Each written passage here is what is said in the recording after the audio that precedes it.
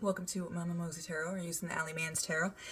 Get a little reading for you, see if there's anything you need to know.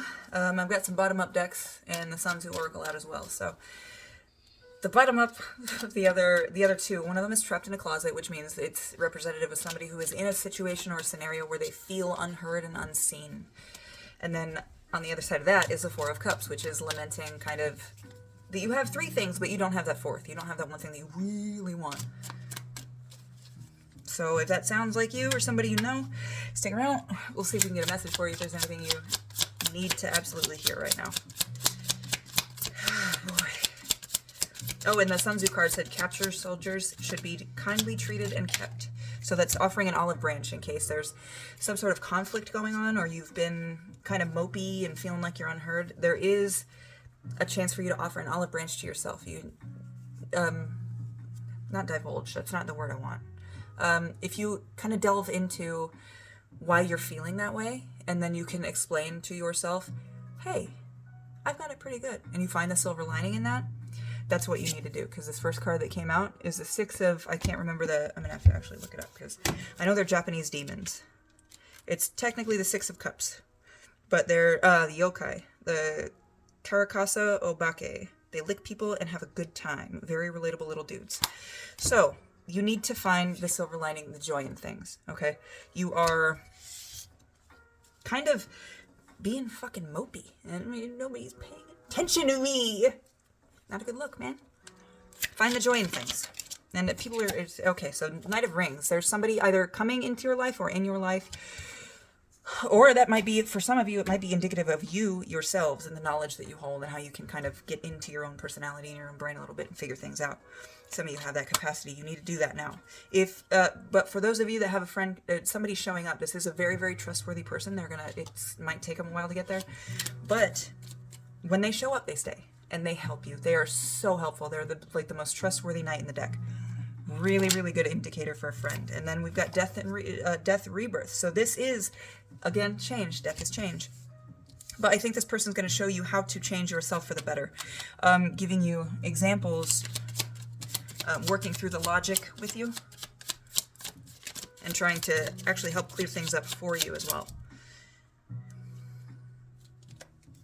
It didn't flip, so I'm not going to ask any more questions, but I'm going to go through this deck once because I just saw the final tarot card. This card is indicative of the fact, the definition for this card is there might be answers beyond this point, but you don't really need to know them because all it's going to do is fuck up your judgment.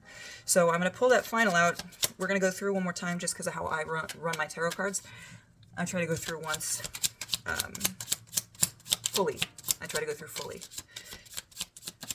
Because there's so many cards in here and they mean so many different things combined. So this is Day, Awakening, Illumination, and Hope. This is Dagaz. But you see that infinity symbol down there? Once you make this change, just know that there is hope behind it.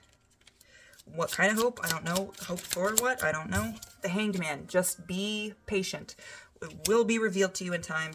Everything you need to know will be shown to you, and if you can find that silver lining, every single lesson that you need to learn, you will learn.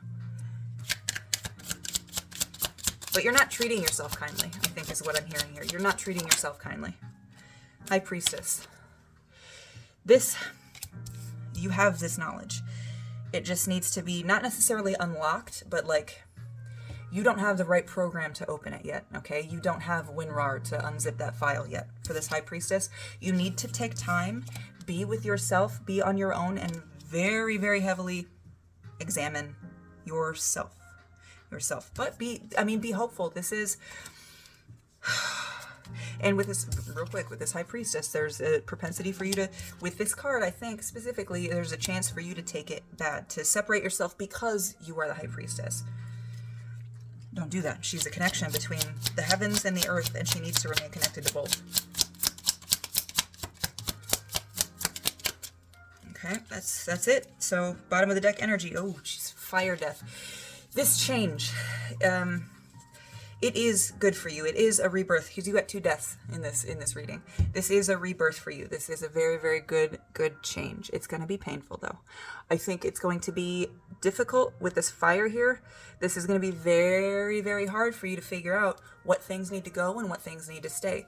And there might be times where you have that urge to just burn it all to the ground. You don't need to do that. You have somebody who's going to come in and help you with these lessons.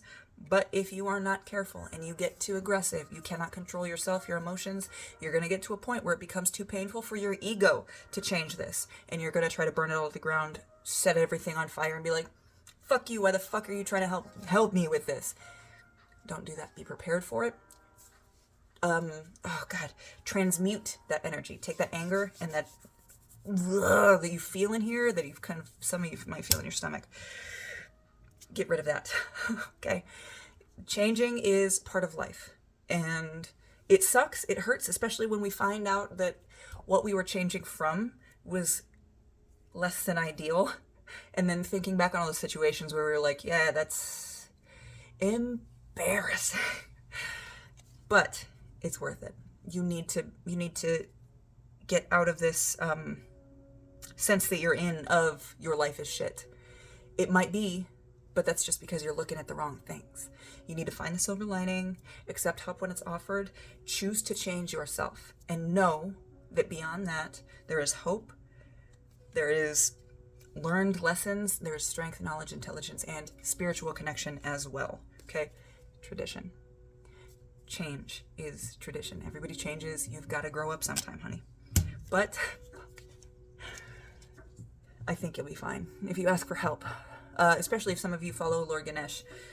Asking for help. This card shows that there are people that are willing to help you break down those barriers. And if you worship Ganesh, asking him for help as well, because he does tend to help scholars. And all you're doing right now is learning how to see things differently, learning how to change and advance yourself. I hope this helped. Love you.